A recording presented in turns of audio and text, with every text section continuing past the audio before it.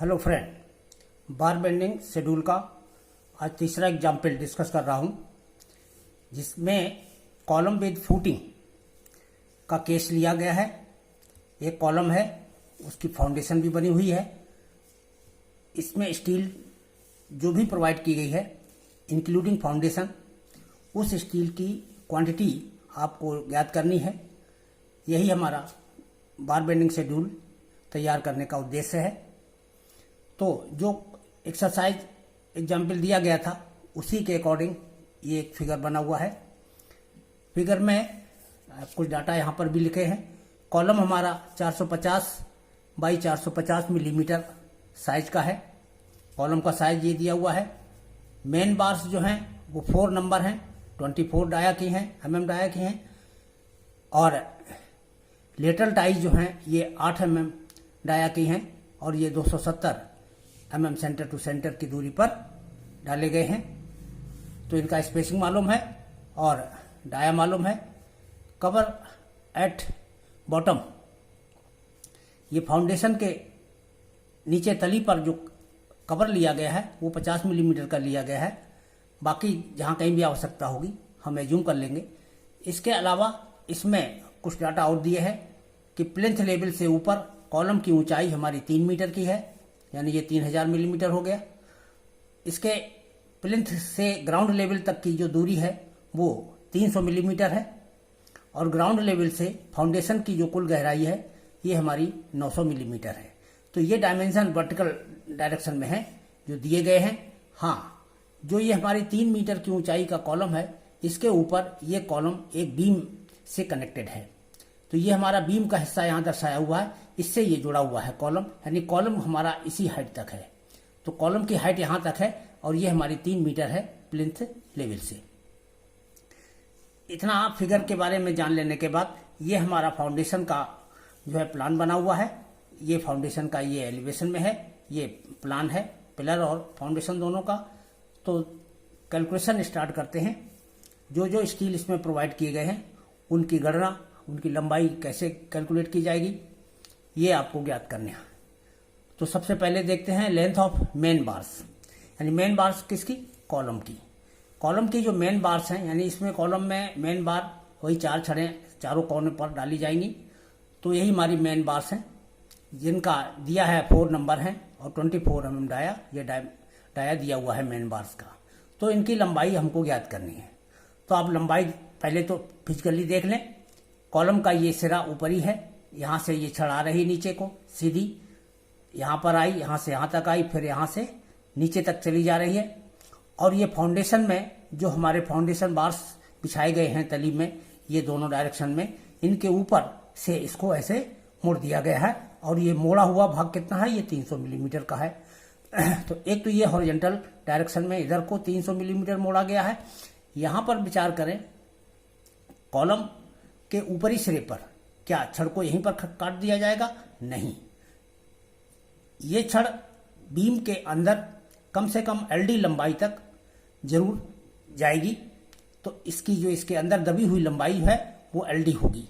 अगर ये यहीं पर फिनिश हो रहा है, यानी कॉलम अगर हमारा ऊपर को कंटिन्यू कर रहा है, तब तो यही बार हमारी कंटिन्यू हो जाएगी ऊपर की ओर। अन्यथा ऊपर को जब कॉलम नहीं जा रहा होता है तो उस केस में इसी बार को मोड़ करके बीम में कम से कम एलडी लंबाई जो है इसके अंदर जरूर दबा देनी चाहिए। तो इसी आधार पर हम गणना करेंगे कि बार की हमारी लंबाई कितनी है। तो देखिए, स्टार्ट करते हैं। सबसे पहले तो सीधी सीधी लंबाई को कैलकुलेट इसमें टोटल कर लीजिए। ये हमारा 3 मीटर है, 3000 मिलीमीटर, ये नोट कर लीजिए। फिर ये प्लिंथ से ग्राउंड लेवल तक 300 मिलीमीटर है, प्लस ये जोड़ लीजिए। फिर ग्राउंड लेवल से बॉटम ऑफ फाउंडेशन तक 900 मिलीमीटर है, इसको जोड़ लीजिए। तो ये हमारे बॉटम से यहाँ तक की दूरी ये हमारी इस तरह से निकल गई। अब नीचे से कम करना शुरू कीजिए। पहले नीचे से एक तो ये कवर कम कीजिए जो कि 50 मिलीमीटर ऊपर माना हुआ है। ये कंक्रीट का कवर है तो 50 मिलीमीटर हमने कंक्रीट का कवर निकाल दिया। फिर हमारी ये इस डायरेक्शन में जो डाली गई छड़ है, ये मेन बार, फाउंडेशन बार, ये 12 मिलीमीटर डाया की है। तो 12 मिलीमीटर डाया की जो ये छड़ है जो इसमें डाली गई है, तो ये 12 मिलीमीटर इसका घटा देंगे। फिर एक इस डायरेक्शन में जो छड़ डाली गई है ये 12 मिलीमीटर है, इसका भी 12 घटा देंगे। तो इस तरह से 12 का 2 गुना जो है 2 बार घटा दिया जाएगा, तो -2 × 12। जब ये हमने इसमें से घटा दिया तो हम यहाँ इस लेवल पर पहुंच गए। अब इसमें से ये जो हॉरिजॉन्टल डायरेक्शन में 300 मिलीमीटर ये बार को मोड़ दिया जाता है, इस लंबाई को और ऐड कर देंगे। ये लंबाई हमने यहाँ ऐड कर दी। यहाँ ऐड कर देने के बाद फिर हमने ये जो बीम के अंदर डेवलपमेंट लेंथ के बराबर लंबाई को दबाया था, वो हमने यहाँ पर 40 डाया मान लिया। तो ये एज्यूम कर लिया ये 40 डाया है, तो ये 40 डाया के बराबर जो है ये लंबाई इसके अंदर दबी हुई होगी। तो 40 इंटू डाया हमारा वही 24 मिलीमीटर का है मेन बार का। इसी से हम इस लेंथ की गणना कर लेते हैं। अब इसकी लंबाई को जरा हम यहाँ पर देखिए, डेवलपमेंट लेंथ को पहले अलग कर दीजिए, ये मुड़ी हुई लंबाई को अलग कर दीजिए, बाकी बीच की लंबाई को एक साथ कैलकुलेट कर लीजिए। तो ये 2 संख्याएं अलग करते हुए हमने देखिए डेवलपमेंट लेंथ को अलग कर दिया, 300 मिलीमीटर को अलग कर दिया, बाकी सब संख्याएं जोड़ ली, वो हमारी 4126 आ गई। तो इस तरीके से ये 3 पार्ट में, यानी सीधी लंबाई हमारी 4126 मिलीमीटर की है, डेवलपमेंट लेंथ हमारी 960 मिलीमीटर की है, और ये 300 मिलीमीटर का ये मुड़ा हुआ है, तो ये 300 मिलीमीटर का हो गया। इस तरह से ये टोटल लंबाई हमारी मेन बार की ये आ गई 5386 मिलीमीटर, जो कि 5.39 मीटर लिख सकते हैं इसको। इसके बाद जो है हम लेंथ ऑफ टाई हम निकालते हैं। इसमें जो टाई डाले गए हैं, तो टाई निकालने के लिए इसमें जो टाई बनी हुई होगी, दोनों डायमेंशन चूंकि कॉलम के समान है, तो ए और ई की वैल्यू जो है बराबर ली जाएगी, बराबर ही प्राप्त होगी हमको।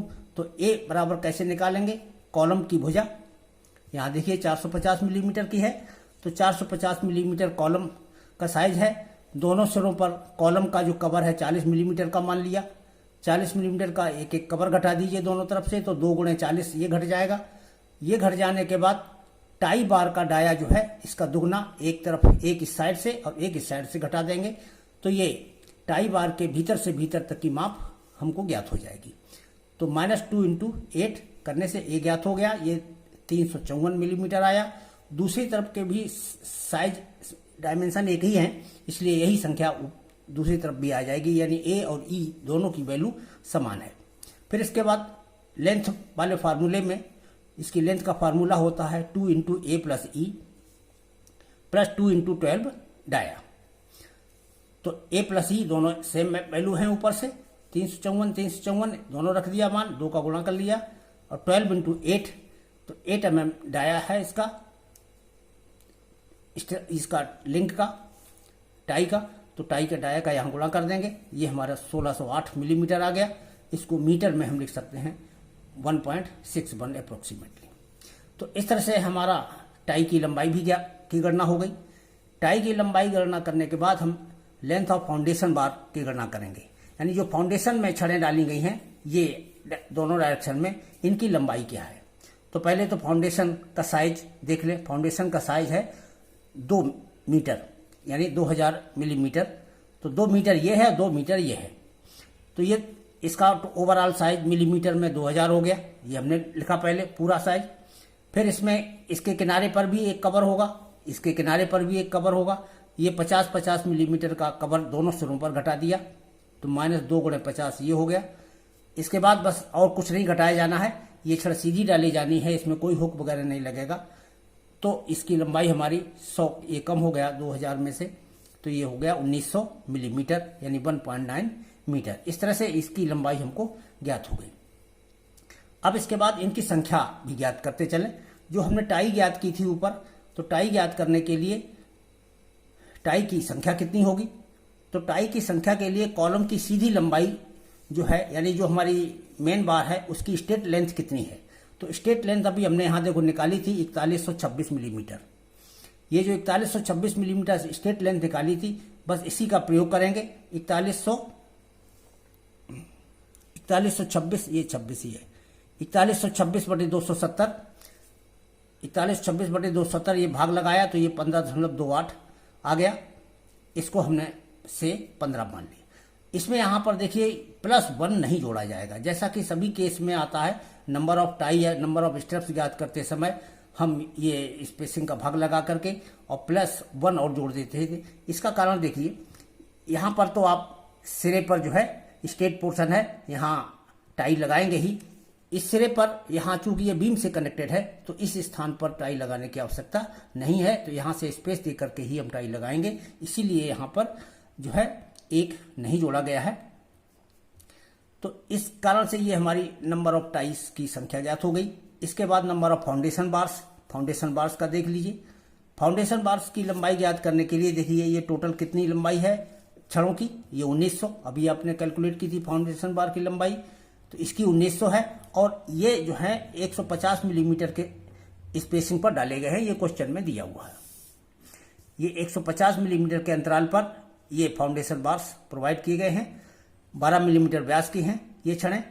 तो 1900 की जो इसकी टोटल लंबाई है उसमें हम स्पेसिंग का भाग लगा देंगे तो नंबर ऑफ बार्स हमको इस तरह से ज्ञात हो जाएगा। क्योंकि इसके दोनों सिरों पर बार दी जाएगी तो यहाँ पर +1 हमको इसमें जोड़ना होगा। इस तरह से ये हमारा 13.67 आया, इसको हमने से 14 मान लिया। टोटल नंबर ऑफ फाउंडेशन बार, अब फाउंडेशन बार की कुल संख्या कितनी आएगी, ये 14 नंबर जो आया है वो एक डायरेक्शन में आया, यानी एक डायरेक्शन में 14 नंबर बार्स पड़ेंगी, दूसरी डायरेक्शन में भी 14 नंबर बार्स डाली जाएंगी, इसलिए टोटल नंबर जो है, टोटल ये जो हमारी फाउंडेशन बार्स है वो हमारी 28 नंबर हो गई। तो इस तरह से हमने ये सारी गणनाएं कर ली। गणनाएं करने के बाद अब हम इसका बार सीरियल नंबर ये बना लीजिए, टाइप ऑफ बार हो गया। तो मेन बार थी और ये टाई, स्टिरअप नहीं, ये टाई लिखा जाएगा, TI, ये टाइज है और टाइज के बाद ये फाउंडेशन बार है। तो इस तरह से ये मेन बार है। मेन बार का यहाँ पर सिंबॉलिक फिगर बना दीजिए, ये हमारी डेवलपमेंट लेंथ को दर्शाइए, ये स्ट्रेट पोर्शन वर्टिकल दिखा दीजिए और ये नीचे 300 मिलीमीटर मिला हुआ मुड़ा हुआ दर्शा दीजिए। तो ये शेप ऑफ दी बार दर्शाया जाता है। इसका व्यास जो है 24 मिलीमीटर दिया हुआ है, इनकी संख्या 4 है। एक छड़ की लंबाई अभी हमने पीछे कैलकुलेट की है 5.39, वो हमने पीछे से नोट कर लिया। वेट पर मीटर, ये 24 मिलीमीटर छड़ का जो भार है 1 मीटर लंबी छड़ का वो 3.56 है, इसे हम ज्ञात करने का मेथड बता चुके हैं। और इसी तरह से हम ये जो लिंक है हमारा, ये टाई है, तो टाई का डाया हमारा 8 है, इनकी कुल संख्या 15 है और एक टाई की जो लंबाई है 1.61 है, ये पीछे कैलकुलेट किया है। और ये 1 मीटर लंबी छड़ का भार है, 8 मिलीमीटर की छड़ का भार जो है 0.39 kg होता है, तो ये नोट कर लिया। इसी तरीके से 12 मिलीमीटर डाया की छड़ का हम वेट निकालने के लिए तो इसका पहले तो डाया नोट कर लिया, फिर इनकी कुल संख्या नोट कर ली फाउंडेशन बार्स की, एक छड़ की लंबाई ज्ञात कर ली और एक छड़ की लंबाई के बाद 1 मीटर लंबी छड़ का भार ज्ञात कर लिया, यहाँ लिख लिया। इसके बाद फिर इन तीनों का गुणा करके यहाँ पर मल्टीप्लाई कर लिया, इन तीनों का गुणा करके यहाँ मल्टीप्लाई कर लिया, इन तीनों को मल्टीप्लाई करके यहाँ लिख लिया। ये हमारे कुल total weight of main bars आ गया, ये टोटल वेट ऑफ टाइज आ गया, ये total weight of foundation bar आ गया। बस इन सबको जोड़ दीजिए, हमारा कुल स्टील का भार हमारा 133.52 kg आ गया। 5% हम वेस्टेज इसमें जोड़ देते हैं तो ये हमारा 6.68 kg है। इनको जोड़ने पर ये हमारा 140.2 kg आ गया, जिससे कि हम 141 kg लिख सकते हैं। तो इस तरह से कॉलम और उसकी फाउंडेशन में जो स्टील प्रोवाइड किया गया है उस स्टील की मात्रा kg में आपने ज्ञात कर ली इस बार बेंडिंग शेड्यूल के द्वारा। तो इसी तरीके से हम किसी भी प्रकार के संरचना का में जो स्टील की मात्रा डाली गई हो आरसी स्ट्रक्चर में, उसमें उसका हम बार बेंडिंग शेड्यूल तैयार करके स्टील की मात्रा ज्ञात करते हैं। तो ये था, ये हमारे अभी तक हमने 3 एग्जाम्पल आप लोगों को डिस्कस किए हैं। मेरा ख्याल है ये पर्याप्त हैं। बाकी स्टेप आप जहाँ कहीं भी पढ़ेंगे तो वो स्टेप आपको स्वतः ही समझते चले जाएंगे, क्योंकि बेसिक कंसेप्ट समझ लेने के बाद प्रत्येक क्वेश्चन को एक्सप्लेन करना का कोई औचित्य नहीं होता। हम इतना पढ़ लेने के बाद हम स्वयं भी उस क्षमता में पहुंच जाते हैं कि हम किसी भी क्वेश्चन के बारे में अपने स्वयं से क्वेश्चन को सॉल्व कर सकें। तो आज का टॉपिक यहीं समाप्त होता है। Thank you.